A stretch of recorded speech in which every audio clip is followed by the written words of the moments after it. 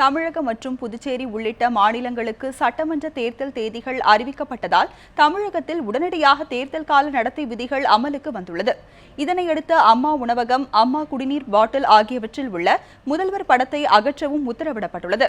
இந்நிலையில் ஜெயலலிதாவின் படம் மற்றும் அல்ல அம்மா என்ற பெயரையும் அகற்ற வேண்டும் என திமுக கோரிக்கை விடப்பட்டுள்ளது தேவையில்லாத ஒன்று என்றும், அம்மா என்பது பொதுவான வார்த்தை என அதிமுக பேச்சாளரான CR சரஸ்வதி கருத்து தெரிவித்துள்ளார். இதுகுறித்து எமது செய்தியாளர் சாந்தி நடத்திய நேர்காணலை பார்க்கலாம். தமிழகத்தில் நடந்து முடிந்த 2011ஆம் ஆண்டு சட்டமன்ற தேர்தலில் அஇஅதிமுக பெரும்பான்மையான வாக்குகளை பெற்று ஆட்சியை பிடித்தது. இந்த கட்சி சட்டமன்ற தேர்தலுக்காக அளித்த வாக்குறுதிகள் மட்டும் அல்லாமல் பல புதிய திட்டங்களை அறிமுகம் செய்து அந்த திட்டங்களை செயல்படுத்தி வந்தது. குறிப்பாக சொல்ல வேண்டும் என்றால் அம்மா உப்பு, அம்மா தண்ணீர், அம்மா மருந்தகம், அம்மா உணவகம் உள்ளிட்ட பல்வேறு திட்டங்களை செயல்படுத்தி வருகிறது.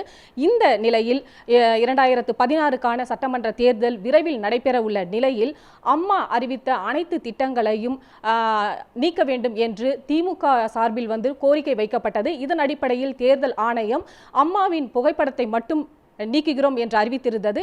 இந்த நிலையில் மீண்டும் திமுகவினர் அம்மாவின் புகைப்படம் மட்டுமல்ல அம்மா என்ற வார்த்தையை நீக்க வேண்டும் என்று கோரிக்கை விடுத்துள்ளனர். இது குறித்து நம்மிடையே பேசுவதற்காக CR சரஸ்வதி அவர்கள் நம்மிடையே இருக்கிறார். அவரிடம் பேசுவோம். வணக்கம் மேடம்.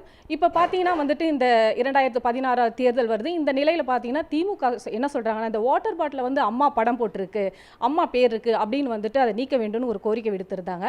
ஆனால் பார்த்தீங்கன்னா அம்மாவுடைய புகைப்படம் மட்டும் நீக்கப்பட்டிருக்கு, அம்மா பேர் இருக்குது, அம்மாவுடைய பேரையும் நீக்கணும்னு சொல்லியிருக்காங்க. இதை பற்றி நீங்கள் என்ன சொல்ல விரும்புகிறீங்க மேம்? திமுக வேணால் பாட்டிலில் இருக்கிற அம்மா பேரை நீக்கலாம், மக்கள் மனதில் இருக்கும் அம்மாவை நிச்சயமாக அவர்களால் நீக்க முடியாது. அது தேர்தல் ரிசல்ட்டாக அவங்களுக்கு தெரிய போகுது. இன்னொன்று அம்மா என்று நாங்கள் மட்டும் கூப்பிடல, தமிழக மக்கள் மட்டும் கூப்பிடல. இன்றைக்கு பாருங்கள், வடநாட்டில் இருந்தோ யார் இங்கே வந்தாலுமே முதல்ல எங்களை பார்த்தா என்ன கேட்பாங்கன்னா, how is your chief minister அம்மா. இந்த அம்மாங்கிற வார்த்தை ஏன்னா, எங்கள் முதலமைச்சர் அம்மா அவர்களை ஏன் அம்மானு கூப்பிட்றாங்கன்னா, ஒரு தாயின் கருணையோடு இன்றைக்கு ஒவ்வொரு திட்டங்களையும் இன்றைக்கி எடுத்துக்கிட்டிங்கன்னா, திமுக குற்றம் சொல்கிறாங்களே, ஒவ்வொரு ஸ்கீமும் எங்களுக்காக எங்கள் கட்சிக்காக அம்மா அறிவிக்கலை. ஒரு அம்மா உணவகம் இன்றைக்கி இந்தியாவில் வேறு எங்கேயுமே கிடையாதுமா.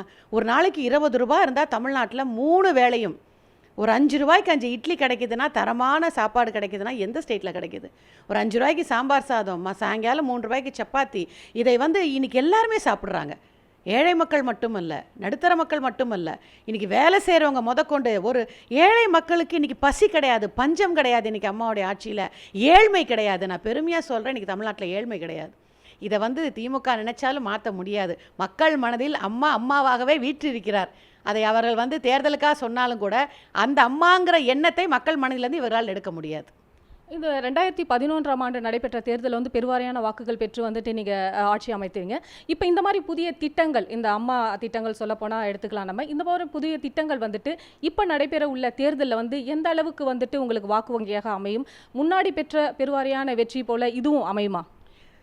அமையும் என்பதை 2014 நிரூபிச்சிட்டோங்கல்ல அம்மா. 2014 37 தொகுதியை தனிச்சு நின்று ஜெயிச்சாங்கன்னா, இந்த திட்டங்கள் மக்களை போய் சேர்ந்து மக்கள் அதனால் மகிழ்ந்து தன் குடும்பத்துக்கு வேண்டிய அத்தனை அம்மா செய்கிறாங்கங்கிறதுனால தானே தனியாக மக்களை நம்பி நான் நிற்கிறேன்னு சொன்னப்போ அவ்வளோ பெரிய வெற்றியை கொடுத்தாங்க. அதே வெற்றி தான் 234 தொகுதியிலும் இந்த சட்டமன்ற தேர்தலில் நிச்சயமாக. குறிப்பாக பெண்கள் இன்றைக்கி அம்மாவுக்கு வாக்களிக்க தயாராக இருக்காங்க.